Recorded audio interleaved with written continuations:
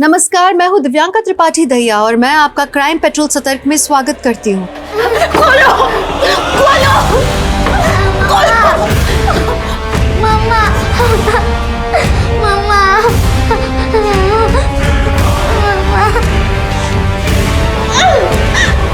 खोलो!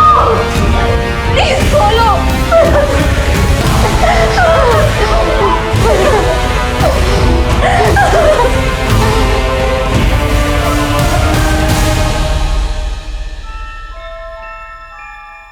इंसानी दिमाग सृजन भी कर सकता है और सर्वनाश भी, और जब ये बेकाबू हो जाए तो बेलगाम दिमाग बेहद तबाही मचा सकता है।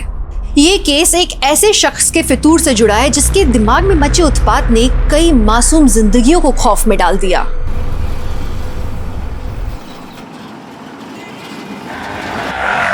माँ मुझे आइसक्रीम चाहिए, मतलब चाहिए। बहुत हुआ नव्या, टेस्ट क्रीम करने से आइसक्रीम नहीं मिल जाएगी तुझे। घर अगर आप मुझे आइसक्रीम नहीं दिलाओगे तो मैं घर नहीं आऊंगी। नव्या क्या नाटक है ये? बाप बेटी ने जैसे कसम खा रखी है मुझे तंग करने की। घर चल, फ्रिज में बंद करके तेरी आइसक्रीम बनाती हूँ। घूर क्या रही है? नजर नीचे कर।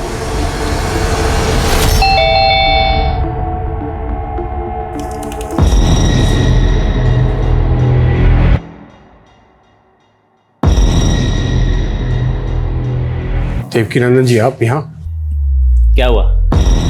ज्यादा खुश नहीं लग रहे हमें देख के। देखिए देवकी नंदन जी, आप यहाँ पर क्यों आए हैं? और आप ये क्या है? ये सब बंदूक? बिना बंदूक चलाए भी हम जख्म दे सकते हैं साहित्य श्रीवास्तव जी, ये तो आपने देख ही लिया है। खैर, अपनी गलती का एहसास हुआ ना, आगे से देवकी नंदन का कोई भी टेंडर रिजेक्ट मत करना। अगर दोबारा पेपर्स पूरे नहीं हुए तो मैं वही करूंगा जो पहले किया था। अरे ये तो सोचो, अगली बार हम क्या कर सकते हैं तुम्हारे साथ। कोई चिंता विंता है कि नहीं फैमिली की? साहित्य तुम्हारी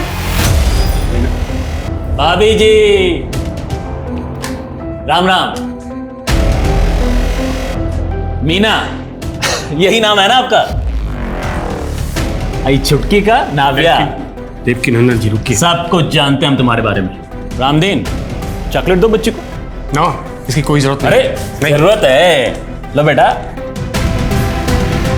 साहित्य जी, नया टेंडर खुल रहा है, इस बार थोड़ा ध्यान रखिएगा। आप भी ध्यान रखिएगा, अगर पेपर सही नहीं हुए तो इस बार भी टेंडर हाथ से जाएगा, समझ लीजिए।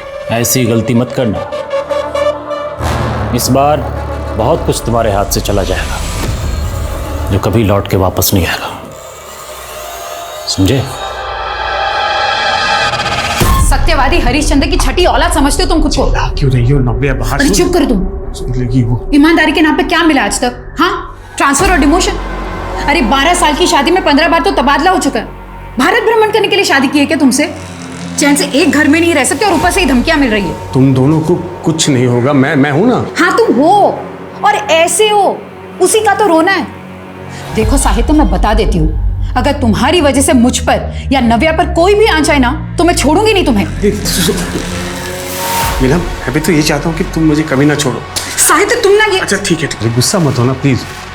अरे हाँ सुनो, आज रात को ना मेरी बॉस अर्चना मैडम आएगी खाने पे, तो मैं तुझे थोड़ी देर पहले नहीं बता सकते थे?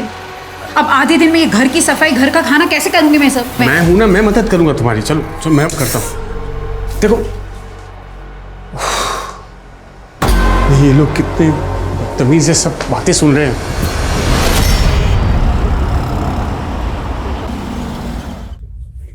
नव्या, मैडम जी जो भी पूछे उसका मुस्कुरा कर जवाब देना, समझी? रुको मैं देखता हूँ। सुनो, सब रेडी है ना? जल्दी करो जल्दी। ओह नमस्ते मैडम। नमस्ते। आइए How are you? I am fine madam. आइए। मीना, हमारी मैडम अर्चना। ये मेरी बीवी मीना। क्या हुआ अर्चना जी, अब ऐसे क्यों देख रही हैं? मीनू, मीनू की बच्ची अभी तक याद नहीं आया? जल्दी पहचान, वरना शुक्ला सर से बोल के तुझे पनिशमेंट दिलवाऊंगी। अर्चना तू कैसी है? कितने सालों बाद? Too good, the food is too good. Madam सारा खाना मीनू ने बनाया, बहुत अच्छा खाना बनाती है। मीनू तो हमेशा से होना रही है। साहित्य, तुम्हें पता है ये हमारी क्लास के सबसे ब्राइट स्टूडेंट थी। इनफैक्ट हम सबको लगा था कि ये इंडिया में सेटल होएगी नहीं, अब्रॉड सेटल होगी, है ना मीनू? यही तुम्हारा प्लान था ना? हाँ। तो फिर तुम इस कार्टून साहित्य के चक्कर में कैसे आ गई? साहित्य, आई एम सॉरी, मैं मजाक कर रही हूँ यार, डोंट टेक इट सीरियसली। छोड़ना यार, फिर कभी फुर्सत से बात करेंगे। Done. Next week my house? नहीं होगा अर्चना, कल मायके जा रही हूँ। पापा मुझे और नव्या को लेने आ रहे हैं। मैडम, नेक्स्ट वीक के चक्कर में अभी का डिनर एंजॉय नहीं कर रही हैं आप। लीजिए ना राइस, लीजिए।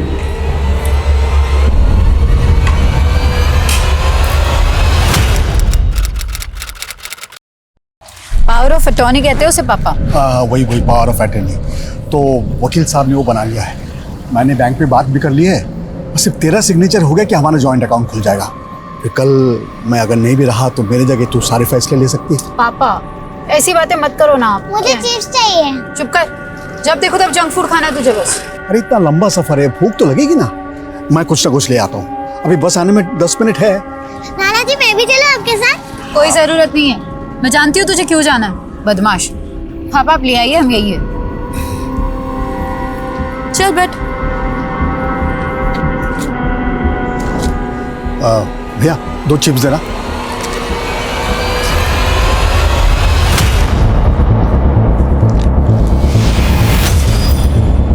मीना,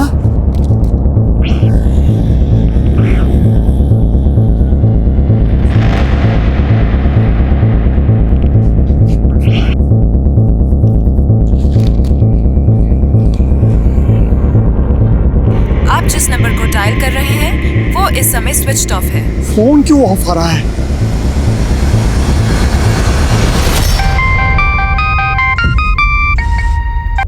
हाँ पापा। बेटा, वो मीना और नव्या तुम्हारे यहाँ आए हैं क्या? क्या? वो तो आप लोग के साथ गए थे ना, यहाँ क्यों आएंगे? देखिए सर, अभी 24 घंटे भी नहीं हुए, आप लोग थोड़ा और इंतजार कीजिए, हो सकता है सुबह तक वो अपने आप ही आ जाए। ऐसी बात मत कीजिए सर, देखिए बहुत डर लग रहा है मुझे। देखिए आप लोग बेकार में परेशान हो गए, आपने उसकी सहेलियों से बात की, हो सकता है वो अपनी किसी सहेली के घर पे गई हो। सर पर क्यों जाएगी मेरी बेटी कहीं? कितने अनाप शनाप चीजें सुनने को मिलती है न्यूज में, मालूम नहीं आपको? मेरे बच्चियों के साथ ऐसा कुछ होगा तब कुछ चाहिए नहीं आप। क्या हुआ? अरे सर देखिए ना सर, ये मेरी बेटी और नातिन का मिसिंग रिपोर्ट नहीं लिख रहे हैं। सर आप देखिए ना सर। सर अभी 24 घंटे भी नहीं हुए। सर से 5 मिनट हुए होंगे, मैं कुछ सामान लेने गया, आकर देखा कि दोनों गायब हैं। हमें लगा कहीं वो घर ना पहुंच गई हो, तो हमने जमाई बाबू को फोन किया। पापा वापस क्यों आती बिना? फिर भी सर मैंने पूरा मोहल्ला ढूंढा, उन्हें उनका कुछ पता नहीं चला सर, पूरा बस स्टॉप छाना, लेकिन किसी ने उनको देखा नहीं। उसका फोन भी बंद आ रहा है सर, मैंने कई बार ट्राई किया। क्या आज आप दोनों मियाँ बीवी का आपस में कुछ झगड़ा हुआ था? नहीं सर, हमारा कोई झगड़ा नहीं हुआ था, वो तो बहुत खुश थी। आप पापा से पूछिए ना। पापा। हाँ आपने मीना को कुछ कहा क्या? नहीं सर।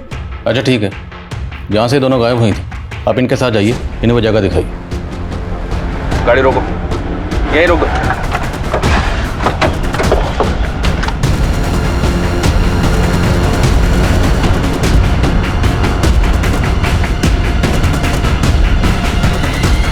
क्यों लेकर आए हो मुझे यहाँ पे?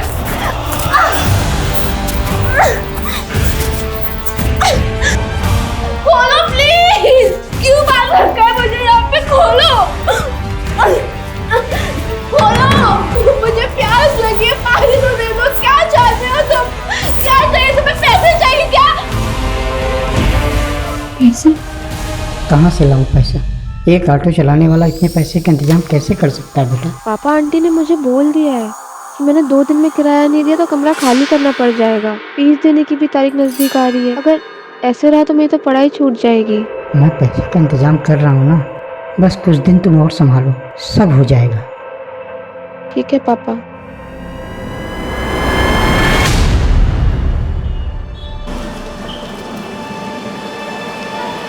पलक, आई एम रियली सॉरी कि लैंडलॉर्ड ने निकाल दिया तुम्हें, पर हॉस्टल के कुछ रूल्स होते हैं। फर्स्ट ईयर के स्टूडेंट को हॉस्टल में कमरा नहीं मिलता। मैं चाह कर भी कुछ नहीं कर सकता। विजय सर, आप प्रोफेसर हैं, अगर आप चाहें तो कुछ भी कर सकते हैं। मुझे सिर्फ एक लेटर लिख के दे दीजिए तो मेरा दाखिला हो जाएगा, और आप जो बोलोगे ना, मैं आप नहीं होते तो पता नहीं मेरा क्या होता। Thank you. हो जाएगा तुम्हारा एडमिशन। Okay sir. थैंक्स अक्षम, तुम नहीं होते तो क्या होता मेरा। बस क्या पता, तुम्हारे लिए तो मैं कुछ भी खरीद सकता हूँ, किताबें क्या चीज़ है।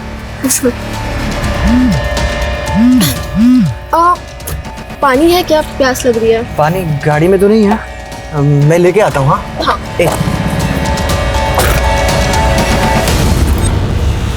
हेलो विजय सर। कैसी हो? वो गिफ्ट कैसा लगा मेरा? बहुत अच्छा, आपका दिया हुआ टॉप पहन के आई हूँ। अच्छा sir, call you at night. या ओके, बाय।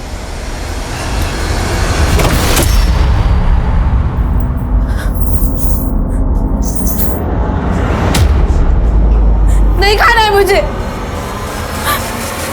नहीं प्लीज रुक जाओ।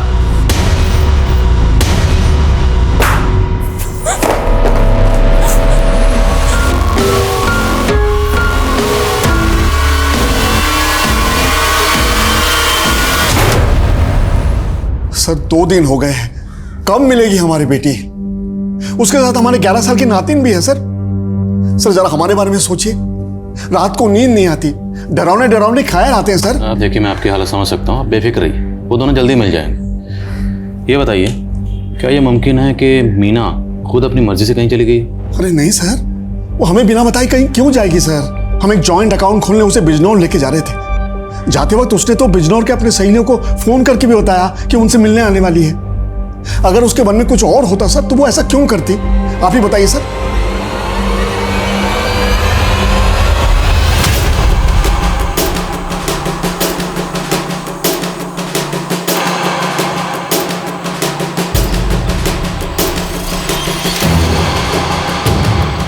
अब साहिद के बारे में क्या बताओ साहब, 15 दिन पहले ही यहाँ आए रहने के लिए अपनी पत्नी और बेटी के साथ। ये साहित्य की पत्नी मीना, इनका बिहेवियर कैसा था? मीना भाभी बहुत भली थी, लेकिन उनकी बेटी बहुत जिद्दी थी। कभी कभार वो अपनी बेटी को डांट देती थी, लेकिन माँ बेटी में बहुत अच्छी बनती है। और मीना और उनके पति में? सर आस पड़ोस में मीना की किसी के साथ अनबन नहीं थी और ना ही अपने पति के साथ कोई झगड़ा था। वैसे भी दिल्ली में आए हुए ने सिर्फ 15 दिन हुए थे।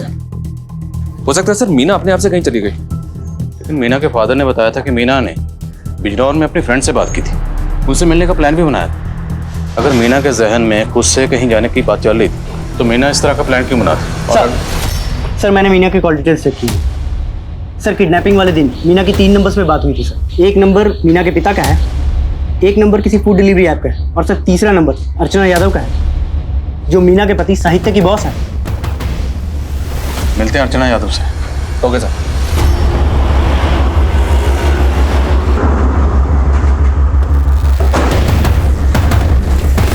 वैसे साहित्य काफ़ी सीधा इंसान है, काम के मामले में उससे ज़्यादा सीरियस और ऑनेस्ट इंसान मुझे आज तक कहीं नहीं दिखा। एक जगह SEETAPUR लिखा है सीतापुर। Yes sir. और ये देखिए एक जगह SITAPOOR लिखा है सीतापुर। सर पर नाम तो दोनों एक ही है ना? नाम एक है, पर बहस मत कीजिए, कल आइए ना। सर ये मेरा एप्लीकेशन। सॉरी सर, 4 बजे तक का वक्त था, यू आर लेट, कल आइए आप। सर ऐसा मत कीजिए, 4 बज के 1 ही मिनट तो हुआ है, मेरा बॉस मुझे नौकरी से निकाल देगा। देखिए सर, मैं कुछ नहीं कर सकता हूँ, रूल्स आर रूल्स, प्लीज कल आइए।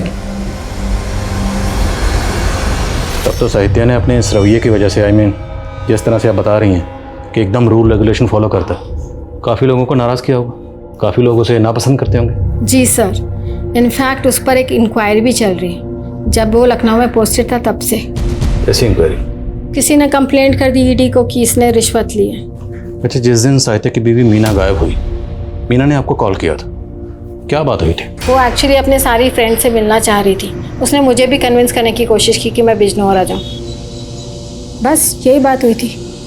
मैम आपको क्या लगता है, साहित्य की वजह से इतने लोगों का काम अटका, टेंडर कैंसिल हुए, क्या उनमें से कोई साहित्य के परिवार के साथ ऐसा कुछ कर सकता है? सो पॉसिबल है, जब वो लखनऊ में पोस्टेड था, हो सकता है उसने दुश्मनी मोल ली हो किसी से और उसी ने ये किया हो। शर्मा सर, लखनऊ जाओ। लखनऊ में साहित्य जहाँ पोस्टेड था, वहाँ रहते हुए उसने जितने भी टेंडर रिजेक्ट किए थे, सबकी लिस्ट बनाओ। Right sir. और सर, ये साहित्य लखनऊ में जहाँ रहता था वहाँ भी इंक्वायरी करता हूँ। अगर वहाँ पे इसकी किसी के साथ दुश्मनी होगी तो इसके आस पड़ोस में कोई तो जानता होगा इसके बारे में। करेक्ट, पता करो। Sir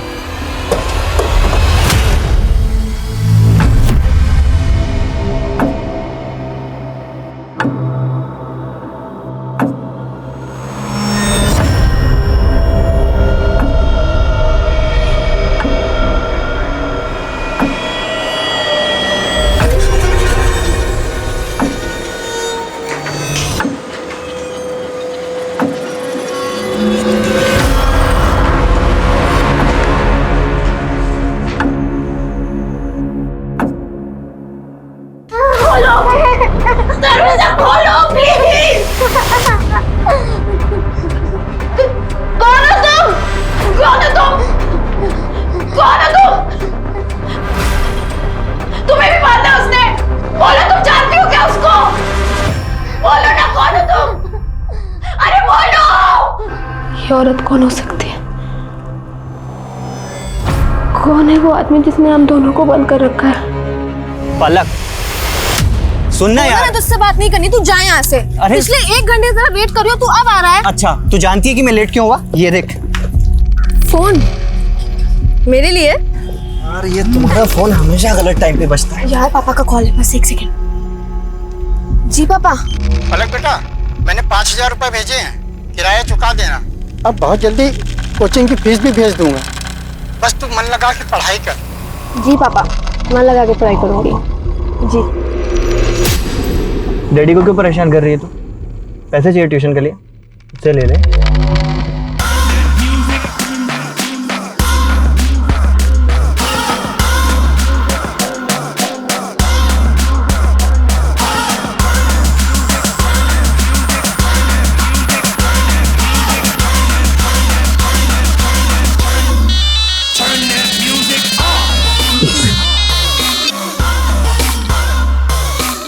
Hey, hi. Hi. You're looking damn hot, huh?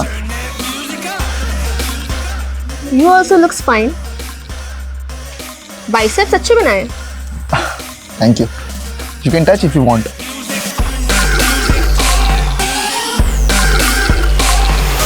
Not bad. Rocky.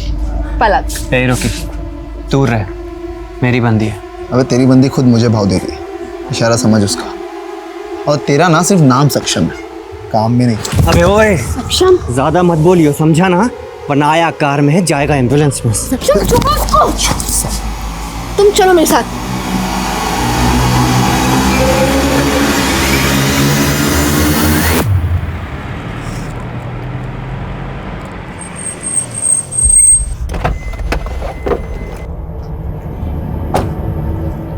वो रॉकी तो कमीना है, लेकिन तुम्हें उससे चिपकने की क्या जरूरत थी? सक्षम देखो, ऐसा कुछ भी नहीं हुआ है। अभी बहुत रात हो गई, तुम घर जाओ, हम इस टॉपिक पे कल भी बात कर सकते हैं। एंड यू नो ना आई लव यू। अब तुझे दिखा दो यहाँ से एम्बुलेंस में कौन जाएगा साले। आजा साले। सक्षम, रॉकी क्या कर रहे हो? स्टॉप इट तुम लोग। ए रुको, क्या गुंडागर्दी है ये? बुलाऊं मैं पुलिस को?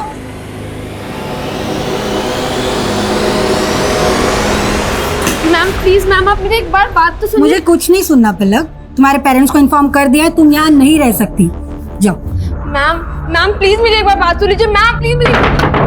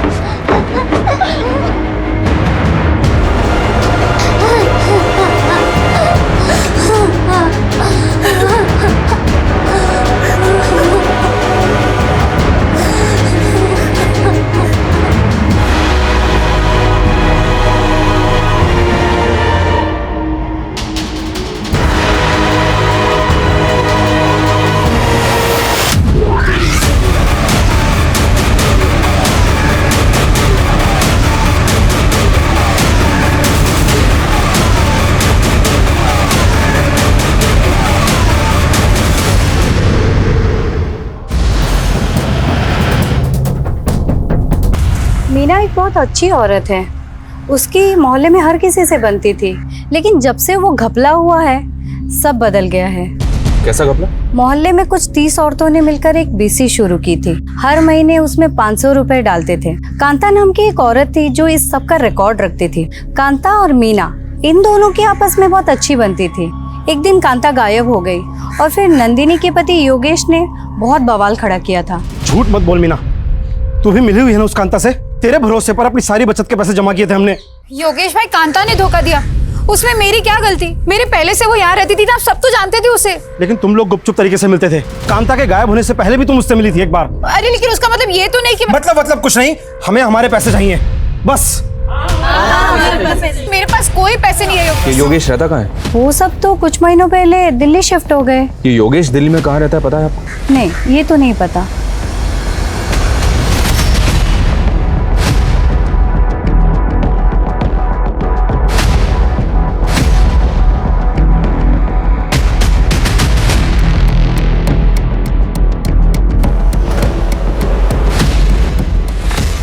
सर, ये देवकी नंदन सेंसवाल बहुत बड़ा कॉन्ट्रैक्टर है और उसके कई सारे टेंडर्स रिजेक्ट किए थे साहित्य ने। हमने बोला ना किसी और से बात नहीं करेंगे हम। साहित्य श्रीवास्तव को बुलाओ। कहाँ छुपा बैठे हैं? मैं हूँ साहित्य श्रीवास्तव। बताइए क्या काम है? काम तो तुम अपना ठीक से नहीं कर रहे हो। देवकी नंदन नाम है हमारा। हमारा टेंडर कैसे नहीं पास हुआ? मैंने जो कुछ भी किया है नियम के हिसाब से किया है। नियम टालो अपने। अब बदतमीजी कर रहे हैं। बदतमीजी अभी देखे नहीं हो हमारा। अरे जो बार बार नियम नियम कर रहे हो ना, ये नियम तुम्हें बहुत जल्द यम के पास ले जाएगा। मैं आपकी धमकी से डरने वाला नहीं हूं। अब देखना, तू डरेगा भी और रोएगा भी। और यही हुआ सर, क्योंकि उसके बाद साहित्य पे ईडी में फाइल कंप्लेंट की गई और उसे सस्पेंड भी कर दिया गया। और ये सब देवकी नंदन की धमकी के बाद हुआ? जी सर, लेकिन इतना ही नहीं हुआ सर, उस पर हमला भी हुआ था। साला ज्यादा हीरो बनने का शौक है तेरे को?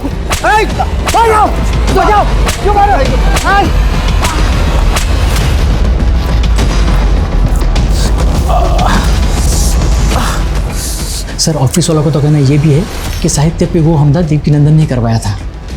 और इसी के बाद साहित्य का ट्रांसफर दिल्ली हुआ? जी सर, उसने साहित्य का ट्रांसफर दिल्ली इसलिए करवाया ताकि वो उसे ह्यूमिलेट कर सके। तो साहित्य पे ये हमला हुआ कहाँ था? सर, यही ऑफिस के सामने वाली लेन में।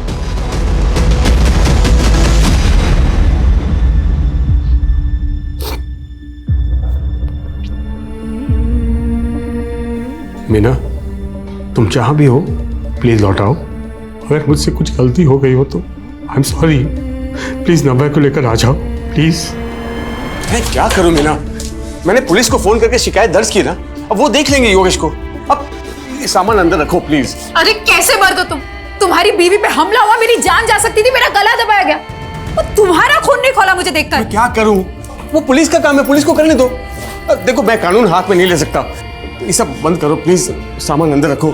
जो आदमी अपनी पत्नी की रक्षा नहीं कर सकता, ऐसे पति के साथ मुझे नहीं रहना। चल ना भैया। जिद मत करो, प्लीज रुक जाओ। चल ना मीना, प्लीज रुक जाओ। मीना प्लीज रुक जाओ। मीना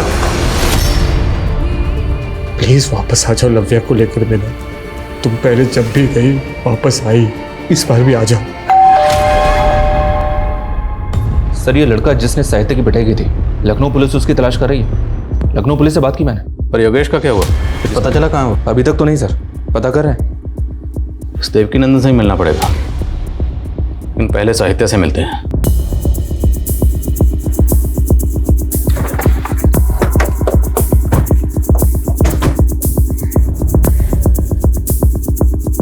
अशोक, क्या कर रहे हो?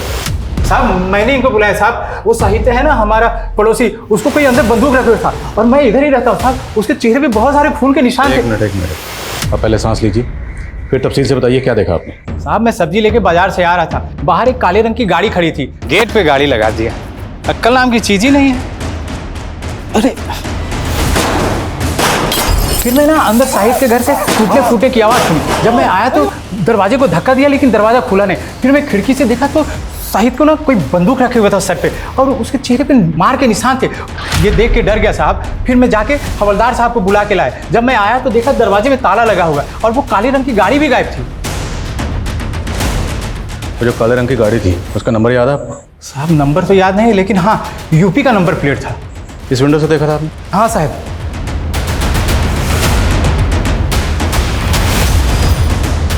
ताला तोड़ो।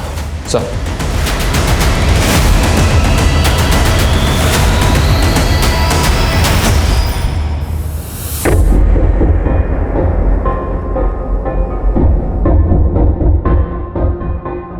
सर, इतने खून के धब्बे? साहित्य को बहुत बुरी तरह से पीटा होगा उसने। पहले साहित्य की बीवी और बेटी को मुमकिन है सब किसी एक ही शख्स का काम हो, पर ऐसा कौन है जो साहित्य और उसके परिवार के पीछे इतनी बुरी तरह से पड़ा हुआ है।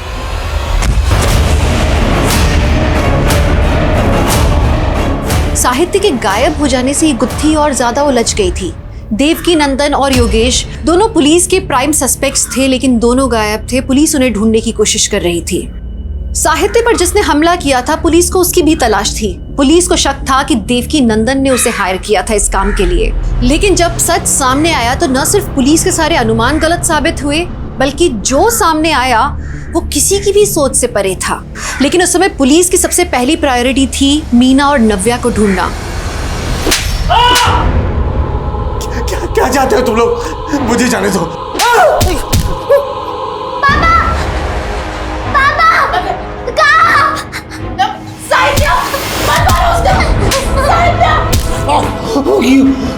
क्यों मार रहे मुझे? मेरे क्या बिगाड़ा है तुम लोग?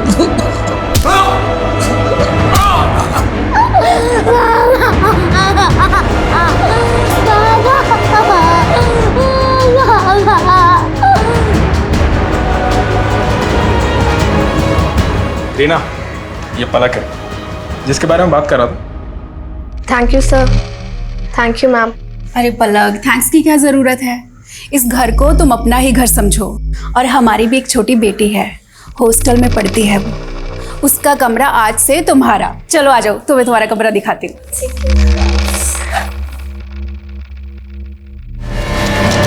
मुझे कुछ पैसे चाहिए थे, शॉपिंग करनी है, देना जरा। यार इस महीने बहुत खर्चा हो गया, नेक्स्ट मंथ। तुम ना हर महीने ऐसे ही करते हो। इस बार तो मैं खर्चा कर देती हूँ और मंथली खर्चे के साथ मुझे मेरे पैसे वापस चाहिए। हाँ हाँ ठीक है, ले लेना। विजय सर 2000 रुपये ले रही हूँ, जरूरत है मुझे। Thank you. पलक, ये लास्ट टाइम है, इसके बाद ये सब नहीं होना चाहिए। ओह अच्छा, फोटोज भूल गए क्या आप सर? दिखाती हूँ मैं वापस से। ये देखिए, देखा? तो आपकी जरूरत पूरी हो रही है मुझसे और मेरी जरूरत पूरी हो रही है आपसे। तो अगली बार कुछ बोलने से पहले सोच लीजिएगा कि कहीं ये फोटोज मैंने आपकी वाइफ और विजय, क्या कर रहा है ये तू? मैंने कुछ नहीं किया, ये पकड़ के खींची मुझे वहाँ। नौटंकी बहुत बड़ी। ये इतने दिनों से मुझे ब्लैकमेल करके मेरे साथ गलत काम कर रहे थे। मेरे पास फोटोज है और जब आज मैंने उनके साथ ये सब करने के लिए मना किया तो रहने का ठिकाना दिया तेरे को। घटिया आदमी। छोड़ूंगा नहीं तुझे।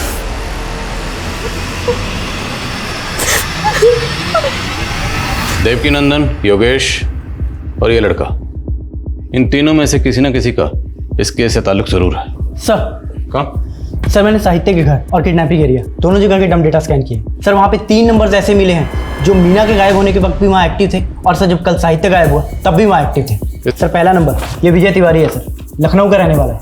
सर्विस प्रोवाइडर को जो इसने एड्रेस दिया था सर अब ये वहाँ नहीं रहता है। और सर दूसरा नंबर देवकी नंदन का है। और सर तीसरा नंबर इस लड़के का है, सक्षम नाम है सर इसका, और ये भी लखनऊ का रहने वाला है। इस सक्षम का एड्रेस लोकल पुलिस को दो और देवकी नंदन और योगेश उठाओ दोनों को। सर साहब,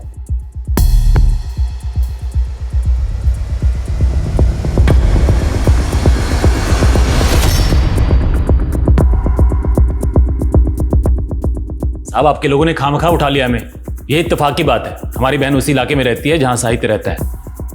और जिस दिन की आप बात कर रहे हैं उस दिन तो हम साहित्य के घर गए भी नहीं थे, हम तो अपनी बहन के घर में थे। हाँ, उससे कुछ दिन पहले हम साहित्य के घर जरूर गए थे, थोड़ी मस्खरी करने, लेकिन उसको या उसके परिवार को नुकसान पहुंचाने का हमारा कोई इरादा नहीं था। हमारा बदला उसके साथ उसी दिन पूरा हो गया था जब हमने उसका ट्रांसफर लखनऊ से दिल्ली कराया था। अब हम बिना कारण उसको या उसके परिवार को क्यों उठवाएंगे? जब बिना कारण तुम उसे धमकाने के लिए गुंडे भेज सकते हो तो किडनैप भी करवा सकते हो। सक्षम को भेजा था ना उसे धमकाने के लिए। कौन सक्षम? कौन है ये लड़का? कसम से हम पहली बार देख रहे हैं इसको। जब तक सच नहीं बोलोगे हमें तुम बार बार देखोगे। दिखाओ जरा से। साहब ऐसा मत कीजिए। साहब मुझे तो पता भी नहीं था कि साहित्य और मीना दिल्ली में है, और गुस्सा तो मीना को लेकर था साहब। मैं उसकी बेटी को क्यों उठाऊंगा साहब? इसको ही भेजा था ना तूने साहित्य को पीटने के लिए? नहीं साहब, मैं इसे नहीं जानता साहब। थोड़े से साहब मेरी बात तो सुनो साहब। सर ये योगेश और देवकी नंदन दोनों एक ही बात पर अड़े हुए हैं, कुछ नहीं बोल रहे। सर एक कॉमन लिंक मिला है। सर साहित्य के मोहल्ले की एंट्रेंस पे एक सीसीटीवी है। सर जिस दिन साहित्य गायब हुआ था उस दिन वहाँ पे एक ब्लैक कलर की कार को स्पॉट किया गया था, ये देखिए सर। और सर सेम कार को उस बस स्टॉप पे भी स्पॉट किया गया था जहाँ से मीना गायब हुई थी। सर मैंने नेबर से क्रॉस वेरीफाई किया, ये वही कार है जो साहित्य के घर के बाहर खड़ी थी। सर ये उस कार के ओनर की डिटेल्स हैं। यूपी का नंबर और विजय तिवारी के नाम पर रजिस्टर्ड है। विजय तिवारी, एक मिनट सर, साहित्य के एरिया में जो 3 नंबर एक्टिव थे उसमें 1 नंबर विजय तिवारी का था।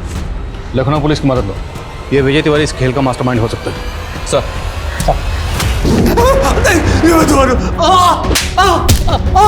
प्लीज साहित्य को मत मारिए, आप जो बोलेंगे हम करेंगे, प्लीज प्लीज। नहीं नहीं प्लीज नहीं।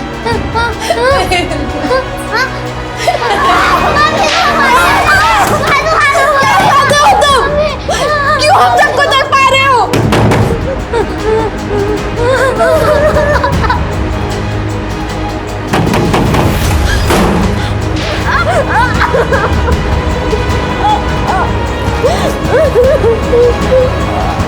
सर क्या? सर विजय तिवारी की कार दिल्ली बॉर्डर के पास जहांगीरपुरी में स्पॉट हुई है। लोकल थाने से कांटेक्ट करो, पता लगाओ जल्द से जल्द कि ये कार इस वक्त कहाँ है।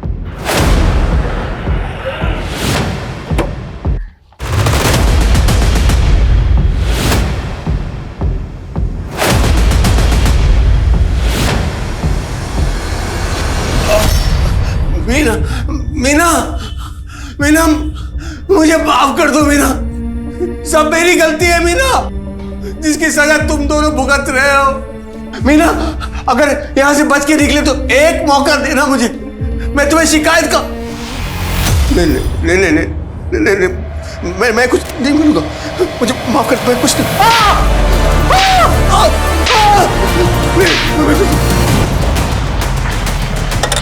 जय हिंद सर।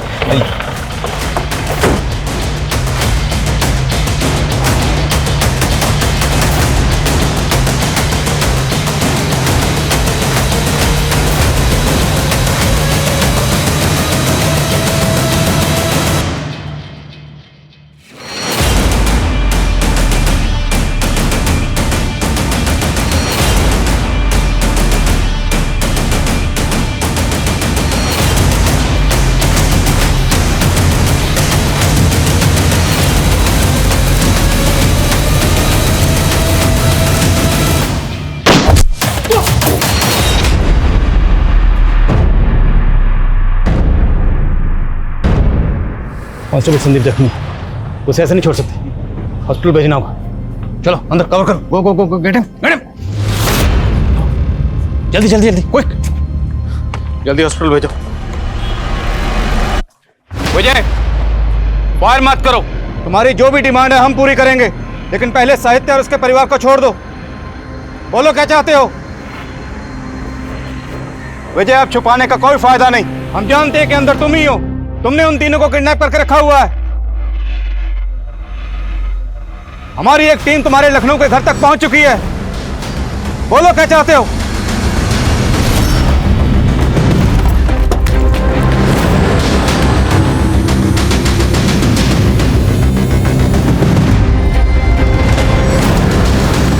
अच्छा किया आप लोग आ गए, मैं आप ही को फोन करने वाला था। कल से बहुत बदबू आ रही है। कौन कौन रहता है यहाँ पर? विजय तिवारी जी और उनकी वाइफ, भाभी जी तो बहुत दिन से दिखाई नहीं थी, और विजय जी भी गायब हैं। विजय मुझसे बात करो, अपनी डिमांड बताओ, लेकिन पहले साहित्य और उसके परिवार को छोड़ दो। विजय बोलो क्या चाहते हो तुम? टॉक टू मी।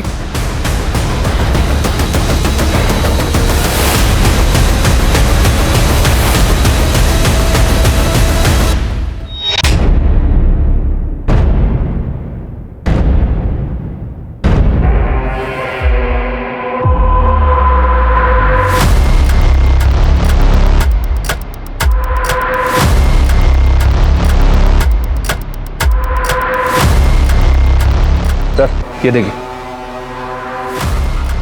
अगर चारों की जिंदगी बचाना चाहते हो तो चुपचाप यहाँ से चले जाओ।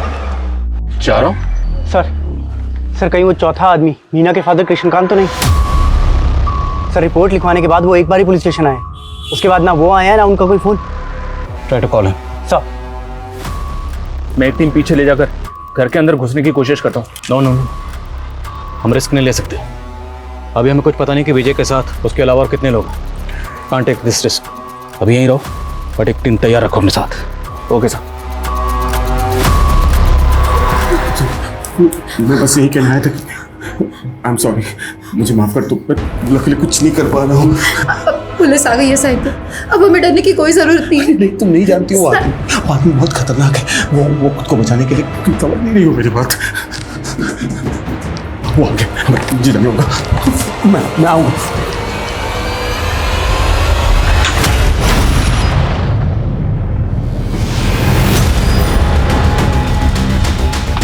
सर, हम गलत सोच रहे थे। घर के अंदर जो आदमी विजय नहीं है, विजय की लाश उसके घर पे मिली है और साथ में सक्षम भी है। विजय और सक्षम अगर मर चुके हैं तो अंदर जो किडनैपर है वो कौन है? कुछ समझ में नहीं आ रहा सर, अंदर कौन हो सकता है?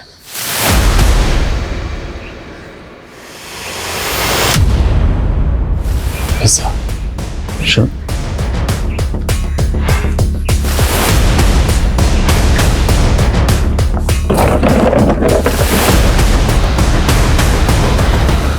पिज़्ज़े खाए जा रहे थे, जरूर ये पिज़्ज़ा किडनैपर्स ऑर्डर करते होंगे। शर्मा, पता लगाओ ये पिज़्ज़ा कौन ऑर्डर करता था और कौन इसे डिलीवर करता था। Quick quick sir. वक्त तेजी से गुजर रहा था, एक एक मिनट पुलिस पर भारी था। मासूम जिंदगियां दांव पर लगी थी और पुलिस को यह मालूम ही नहीं था कि किडनैपर कौन है और उसका मकसद क्या है। पुलिस को अपना नेक्स्ट मूव प्लान करने में बहुत मुश्किल पेश आ रही थी, लेकिन तभी एक क्रूशियल इंफॉर्मेशन पुलिस के हाथ लगी। सर, काफी दिनों से 2 पिज्जा डिलीवर कर रहा हूँ यहाँ, लेकिन पिछले 3-4 दिन से 4 पिज्जा मंगा रहा है वो। ये पिज़्ज़ा रिसीव कर रहा है लड़का है या लड़की?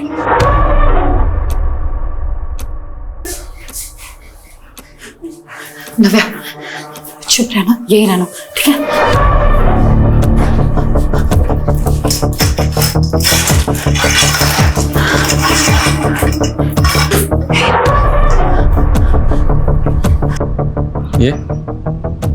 ये हाँ साहब, यही ऑर्डर रिसीव करता था साहब, यही है वो।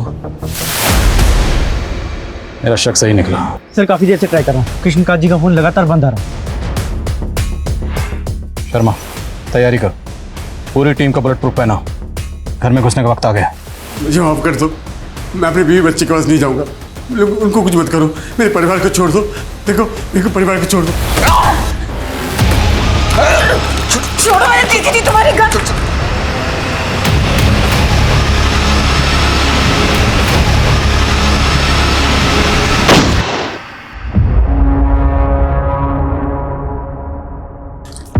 गोली मत चलाना, मैं बोल रहा हूँ गोली मत चलाना, वरना हम दरवाजा तोड़कर अंदर घुस जाएंगे। हमें पता चल चुका है अंदर तुम ही हो साहिब। अच्छा, आखिर तुम लोगों ने दिमाग लगा लिया ना?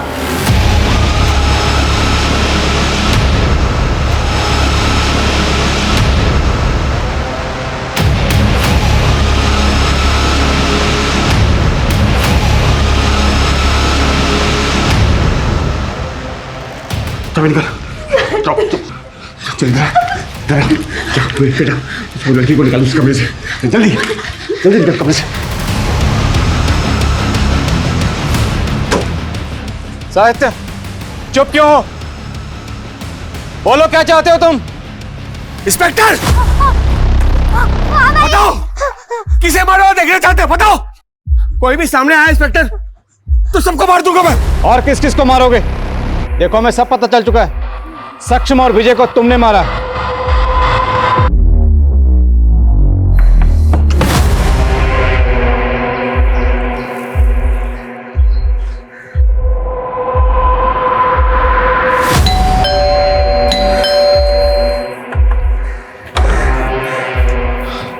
पलक यहाँ आई थी। ओह, तो पलक ने भेजा तुम्हें?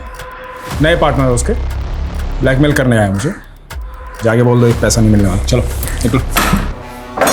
मैं सिर्फ ये जानना चाहता हूँ कि आपका रिश्ता क्या पलक से? क्या रिश्ता?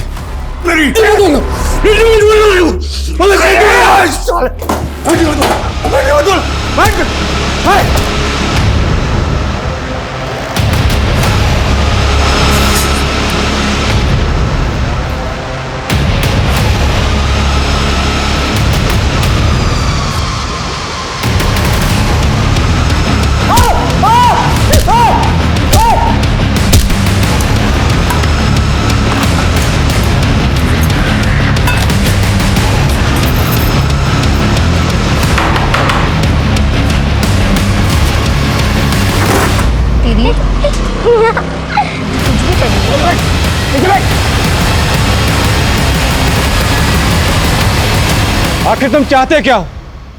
और ये लड़की कौन है?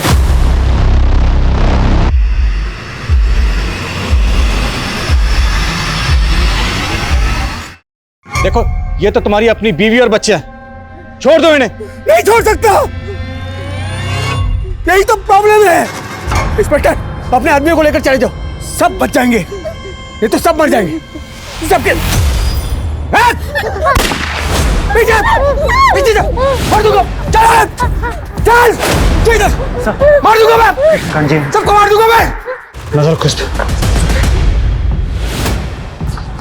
कृष्णकांत जी, साहित्य के बारे में आप जो भी जानते हैं सब कुछ बताइए। सर, ये साहित्य मेरे दूर के रिश्तेदार का बेटा है। 10 साल का था जब उसके पिताजी उसे छोड़कर चले गए थे। उसके 1 साल बाद उसके माँ ने भी और किसी से शादी कर ली और उसे उसके दादी के पास छोड़कर चली गई। सर, माँ मुझे छोड़ के मत जाओ माँ, मैं कुछ नहीं मांगूंगा। मैं तुम्हें कितनी बार समझाया, मैं तुम्हें अपने साथ लेके नहीं जा सकती। माँ मुझे छोड़ के मत जाओ माँ। साहित्य इस सदमे से उबर नहीं पाया सर, लेकिन उसके पास सरकारी नौकरी थी, इसलिए उसके दादी की आखिरी इच्छा का मान रखते हुए मैं मीना से उसकी शादी करवाने के लिए राजी हो गया। लेकिन सर, बाद में पता चला कि उसकी दिमागी हालत ठीक नहीं है। दिमागी हालत? हाँ सर, वो रूल्स और ईमानदारी को लेकर कुछ ज्यादा ही रिएक्ट करता है सर। मार दूंगा, चल पीछे। शर्मा, पीछे निकल। We have to change our strategy. एक काम करो, एक टीम लेकर पीछे से ऊपर जाओ, मैं इसको बातों में जाता हूँ। सुमित, आजा। साहिब, देखो मैं जानता हूँ तुम कायदे कानून वाले इंसान हो, तुम अपनी ड्यूटी को पूरी ईमानदारी से करते हो। देखो, हम भी अपनी ड्यूटी कर रहे हैं, इस तरह अपनी ड्यूटी को बीच में छोड़कर नहीं जा सकते। तुम तो कायदे कानून, नियम कानून ने मुझे तकलीफ दी है, अब तो आरे पार की बारी है। मीना, तुमने कभी मुझे दिल से अपनाया नहीं। मेरे अंदर हमेशा खामियां देखी है, लेकिन मैं इतना प्यार करता हूं कि मैंने तुम्हारे अंदर कभी खामियां देखी ही नहीं। शाहिद, ये लड़की कौन है? इसको तुमने क्यों बंदी बनाया हुआ है? पलक, जवाब दो पुलिस को। क्या हुआ, चोट लगी? हाँ, यहाँ पे। शायद मुंह चाहिए, रुको मैं दवा देता हूँ। नहीं बताएगी? चलो मैं बताता हूँ। हाँ? ये पलक है, इसका बाप गणेश मेरे स्कूल में सीनियर था। गणेश ने मुझसे रिक्वेस्ट की थी कि मैं पलक को रहने के लिए जगह दूं, क्योंकि इसको हॉस्टल से निकाल दिया गया था। दोस्त की बेटी थी इसलिए मैंने मदद की, लेकिन ये इतनी बड़ी चालू निकली, मुझे बहलाकर बिस्तर में ले गई, मेरे अंदर प्यार जगाया, मुझे ठुकरा दिया, यहाँ तक कि अपने बॉयफ्रेंड सक्षम से मुझे पिटवाया भी। मैंने ठान लिया था कि इतनी आसानी से मैं इसका पीछा नहीं छोड़ूंगा। मैंने इसका पीछा करना शुरू किया तो पता चला कि सक्षम के साथ साथ इसने प्रोफेसर विजय को भी फांस रखा है। मैं मीना और पलक के साथ हंसी खुशी जीना चाहता था, इसलिए मैंने पहले विजय और सक्षम को रास्ते से हटाया।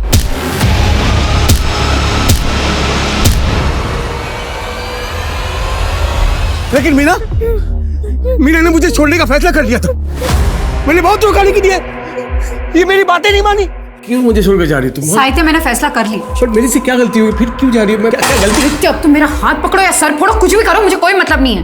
मैं अब तुम्हारे साथ नहीं रहने वाली, छुटकारा चाहिए मुझे तुमसे। मीना ऐसा मत करो, देखो मैं अकेला हो जाऊंगा, मुझे छोड़कर मत जाओ मीना, प्लीज। मीना देखो मेरी बात सुनो मीना। बीवी और बच्ची मुझे छोड़कर जा रहे थे, इसलिए मुझे दोनों को किडनैप करना पड़ा और मेरे पास कोई रास्ता ही नहीं था।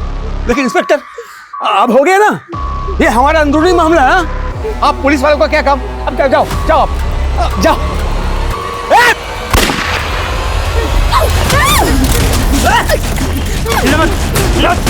अरे आप लोग मुझे क्यों पकड़ा है? मुझे, मैं बोल रहा हूँ ना, आप लोग मुझे छोड़िए। देखिए ऐसा नहीं कर सकता आप लोग मुझे। देखिए सर, इसको पता ही नहीं, सर मुझे पकड़ के रखा है। ये मेरा फैमिली मैटर, मैं बता रहा हूँ, मैं इसमें कुछ नहीं, मैं दोनों को प्यार करता हूँ, दोनों को रखना चाहता हूँ। मेरा फैमिली मैटर में सबसे प्यार करता हूँ, मुझे छोड़ के चल जाएंगे ऐसा।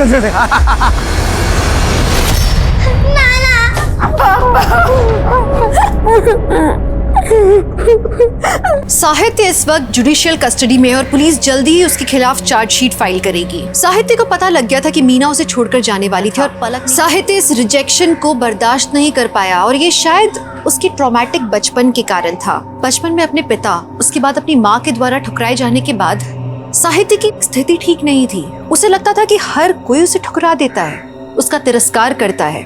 अकेले रह जाने का डर साहित्य के दिमाग पर हावी हो गया और जब मीना ने उसे छोड़ने की बात की, पलक ने उसका प्यार ठुकरा दिया, तो ये डर दोबारा जागृत हो गया। साहित्य मीना और पलक को अपना बनाकर रखना चाहता था और अपनी इस नामुमकिन सी ख्वाहिश को पूरा करने के लिए जो उसने रास्ता अपनाया वो न सिर्फ अनैतिक था बल्कि अमानवीय भी था।